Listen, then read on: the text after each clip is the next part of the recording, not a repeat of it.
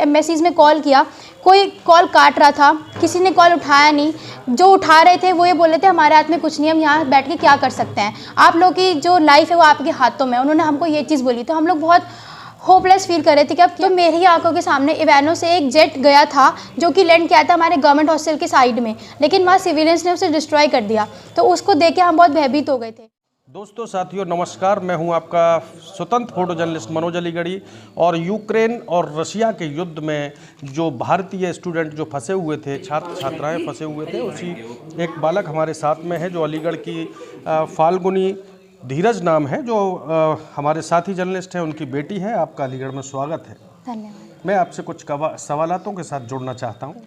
देखिए, जैसा कि जब युद्ध की सूचना मिली और युद्ध की सूचना 3 फरवरी, 7 फरवरी, 11 फरवरी और 19 फरवरी को दूतावास द्वारा सूचनाएं दी गई आपको, लेकिन आपने वहां से जल्द लौटने का प्रयास क्यों नहीं किया? आप किसका इंतजार कर रही थी वहां पर? हाँ, मैं ही नहीं, मेरे सभी साथीगण ये चाहते थे कि वो अपने अपनी कंट्रीज़ वापस जाएं, लेकिन हमारी यूनिवर्सिटी की तरफ से एक प्रेशर था, वो है इवानो फ्रैंकोविच नेशनल मेडिकल यूनिवर्सिटी। उन्होंने हमको ये चीज़ बोली थी कि जो चीज़ 2014 में यहाँ हुई थी वही चीज़ 2022 में रिपीट होने जा रही है, तो आप लोग अपनी स्टडीज़ इस वजह से इम्पेक्ट नहीं आने दीजिए। और उन्होंने हमको बोला कि आपकी क्लास ऑफलाइन ही चलेंगी, ऑनलाइन हम नहीं होने देंगे। तो हम बस यही चाहते थे कि जल्दी से जल्दी यूनिवर्सिटी ऑनलाइन करें, जिससे कि हम अपने इंडिया वापस आ सकें, क्योंकि छुट्टी करने की वजह से हमारी भारी इंडियन करेंसी के हिसाब से बहुत पेनल्टीज़ लगती हैं। नहीं, आपने बड़ी अच्छी बात बताई कि टीचर्स ने रोका, वहाँ के एडमिनिस्ट्रेशन ने रोका। मेरा सवाल ये था कि आपको रिमाइंडर दी गया 3 फरवरी, 7 फरवरी, 11 फरवरी और 19 फरवरी को, आपको सूचना मिली या नहीं मिली? हमको दूतावास की ओर से मिली थी, टाइम टू टाइम मिली थी, एडवाइजरीज आई थी। कितनी बार? 6-7 बार आई थी। 6-7 बार आई थी, ठीक है। अभी युद्ध के हालातों से आप बिल्कुल निकल कर बाहर आ गई हैं और बिल्कुल यहाँ पर अपने वतन सुरक्षित हैं। कैसा महसूस कर रही हैं आप?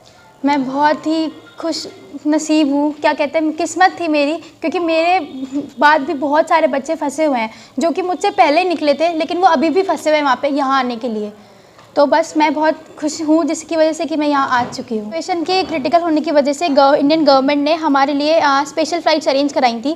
मेरी जो फ़्लाइट थी कल रात यूक्रेनियन टाइम के हिसाब से 9:30 बजे की थी, यानी कि इंडियन टाइम के हिसाब से 1 बजे। तो मैं वहाँ से 1 बजे करीब निकली थी और आज मैं सुबह 7 बजे दिल्ली एयरपोर्ट पर लैंड करी थी और वहाँ से मुझे मेरे मम्मी पापा ने रिसीव किया था।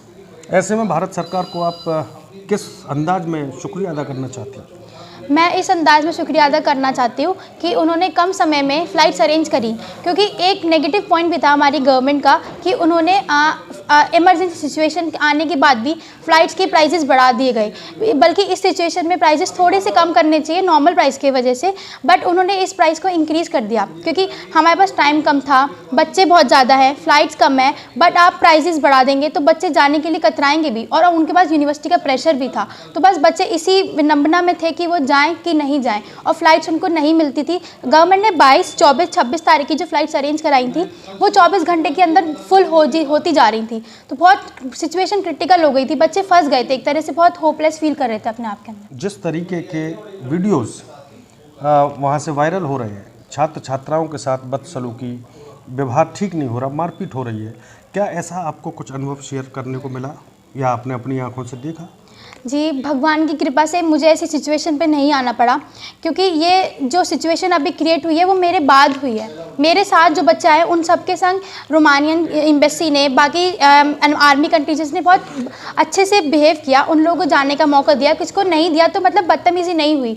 लेकिन अब जो सिचुएशन क्रिटिकल होती जा रही है, बच्चे बढ़ते जा रहे हैं, पोलैंड के बॉर्डर से जो बच्चे वहाँ पहुँचे हुए थे बॉर्डर जाने के लिए, वहाँ भीड़ होने की वजह से सब रोमानियन इकट्ठे हो रहे थे रोमानियन बॉर्डर पर। तो इस वजह से शायद थोड़ा बहुत जो आर्मी थी या फिर जो भी ऑफिसर्स थे वो गुस्से में आके शायद इस वजह से ये चीज़ कर रहे हो, बदतमीज़ी कर रहे हो, क्योंकि बच्चे इतनी भीड़ में उस बॉर्डर को क्रॉस करना चाह रहे थे। अब ऑफिसर्स कम है, बच्चे ज़्यादा हैं, तो शायद प्रेशर की वजह से ये सब सिचुएशन क्रिएट हो रही है। क्या आपने इस तरीके के दृश्य देखे? हमने तो सोशल मीडिया और न्यूज़ चैनल के माध्यम से हम इन चीज़ों को देख रहे हैं। युद्ध की स्थिति है, वहाँ पर छात्र छात्राओं या उनके अभिभावकों के साथ आपने अपनी नज़र से कुछ इस तरीके की बदसलूकी देखी?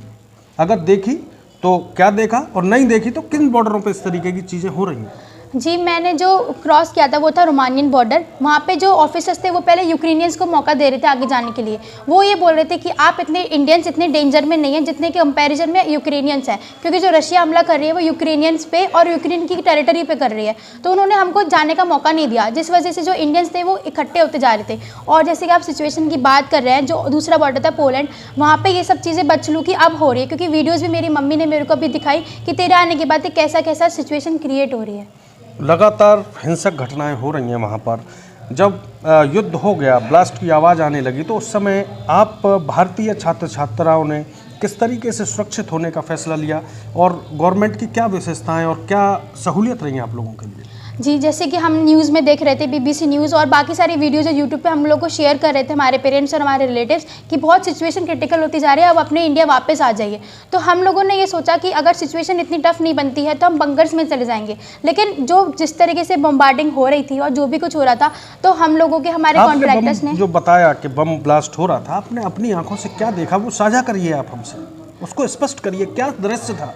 बिल्कुल मानो वहाँ से आप हमें बोलकर बता रही हैं, घटना स्थल की पूरी सूचना दे रही हैं, क्या देखा आपने अपनी आंखों से? जब हमारे जो फ्रेंड्स थे वो एक जगह एकजुट हो गए थे, जिससे कि कोई अकेला ना पड़े, क्योंकि सिचुएशन आती है। तो मेरी आंखों के सामने इवेनो से एक जेट गया था जो कि लैंड किया था हमारे गवर्नमेंट हॉस्टल के साइड में, लेकिन वहाँ सिविलियंस ने उसे डिस्ट्रॉय कर दिया। तो उसको देख के हम बहुत भयभीत हो गए थे। और बाकी जो कीव सिटी है, जो लवीव है, वहाँ पर तो वीडियोज़ के ज़रिए हम सब फील कर पा रहे थे कि वहाँ के लोगों को कितना नुकसान हो रहा है उस बॉम्बिंग की वजह से।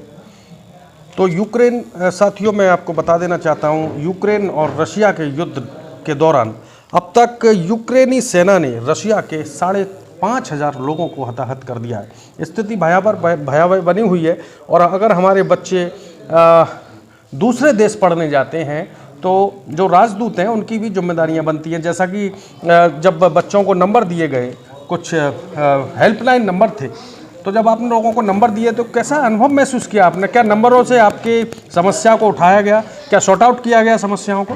जी, जैसे कि हमारे पेरेंट्स ने हमें एज अ हेल्प वो एम्बेसी के नंबर सेंड किए थे कि आप अगर ट्रैवल कर रहे हैं तो आपको कोई दिक्कत ना, एम्बेसी के नंबर्स को कॉल करिए और वो आपको हेल्प करेंगे। लेकिन जब हम बॉर्डर पे पहुंचे, हमने देखा कि सिचुएशन इतनी टफ होती जा रही है कि हमें प्रॉब्लम हो रही है बॉर्डर क्रॉस करने में। हम लोगों ने एम्बेसीज में कॉल किया, कोई कॉल काट रहा था, किसी ने कॉल उठाया नहीं।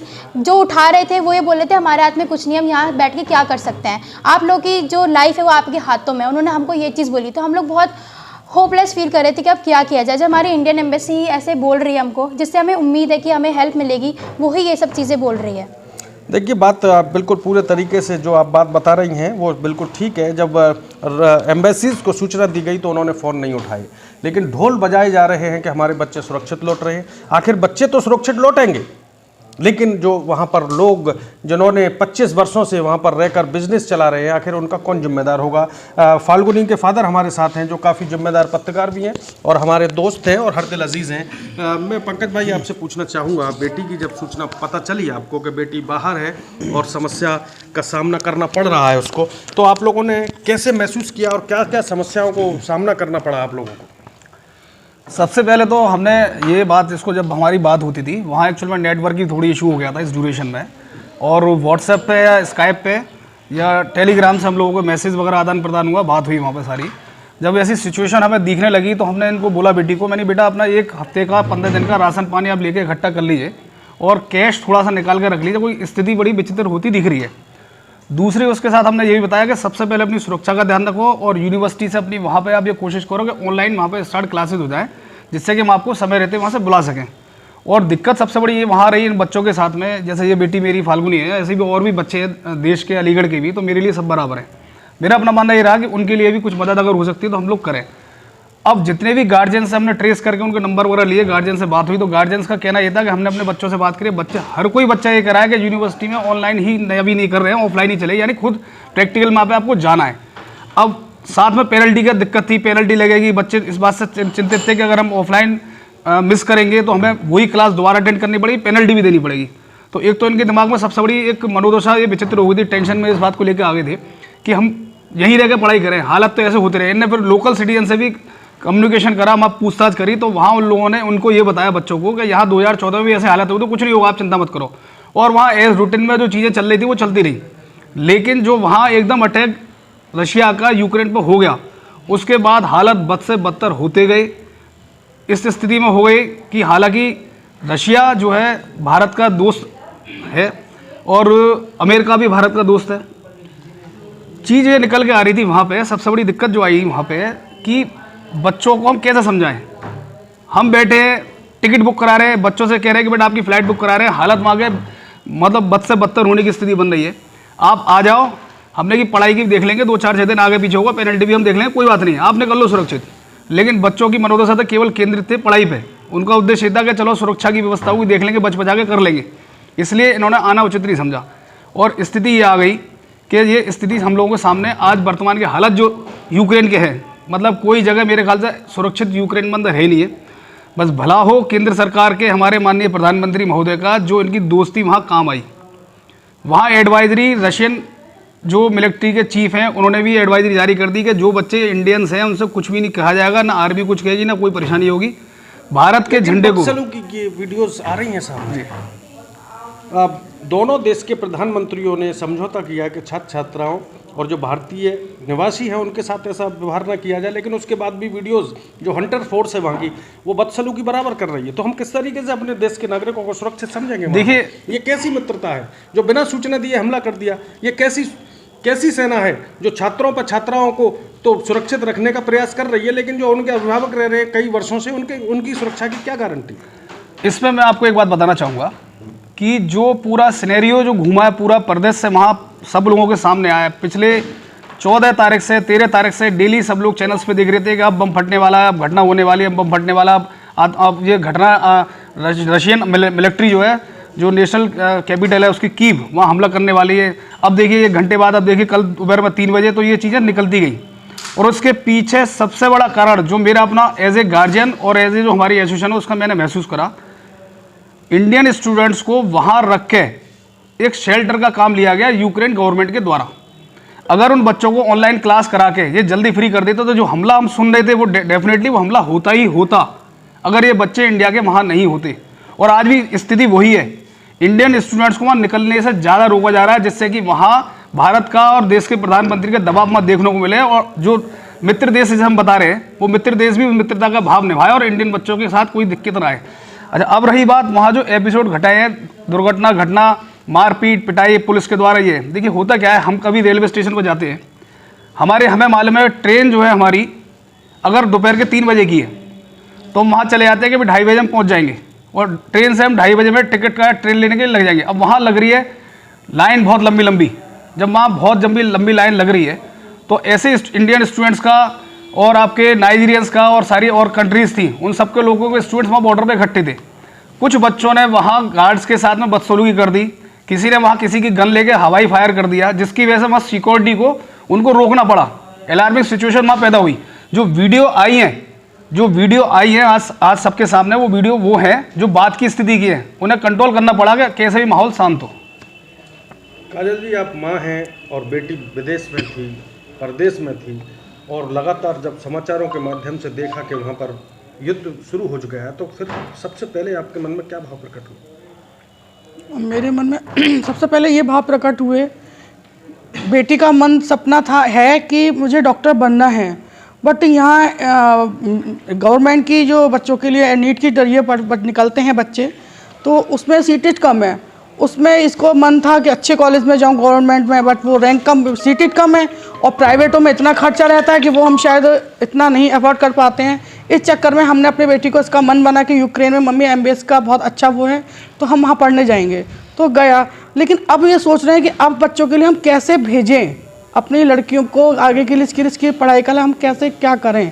लेकिन आपने अभी जैसे बोला कि लड़कियों पे ऐसे तरह व्यवहार हो रहा है, हो सकता है रोमानिया में ये चीज़ ना हो सकता है पोलैंड में हो ये चीज़, क्योंकि पोलैंड में जो हम न्यूज़ में देख रहे हैं, जो हम उसमें देख रहे हैं, उसमें ये चीज़ें नहीं दिखा। उस टाइम मेरी बेटी रोमानिया बॉर्डर पे थी, बट पोलैंड में नहीं थी। पोलैंड में ही ये चीज़ें बहुत हो रही हैं, क्योंकि वहाँ बहुत ज़्यादा रश है। और मेरे को कल पता चला था कि पोलैंड से ही बच्चे और girls and boys Romania border पे ही आ रहे हैं। रोमानिया में शायद ये चीज़ें नहीं हैं, पोलैंड में ही ये चीज़ें हो रही हैं। तो साथियों, ये थे हमारे साथ फाल्गुनी धीरज के परिवारीजन जो काफ़ी चिंता में थे, लेकिन अब बेटी सुबह लगभग 7 बजे भारतीय भूमि पर उतर चुकी है। और चूँकि आज महाशिवरात्रि का पर्व है, तो बाबा भोले की कृपा रही और ये सुरक्षित आई। और पूरा हमारा विश्वास है कि जो भी भारत के नागरिक बाहर फंसे हुए हैं, हमारी दुआएं हैं उनके साथ कि वो जल्द से जल्द सुरक्षित लौटेंगे। मैं हूं आपका मनोज अलीगढ़ी, जल्द मुलाकात होगी। बहुत बहुत धन्यवाद। जय हिंद, जिंदाबाद।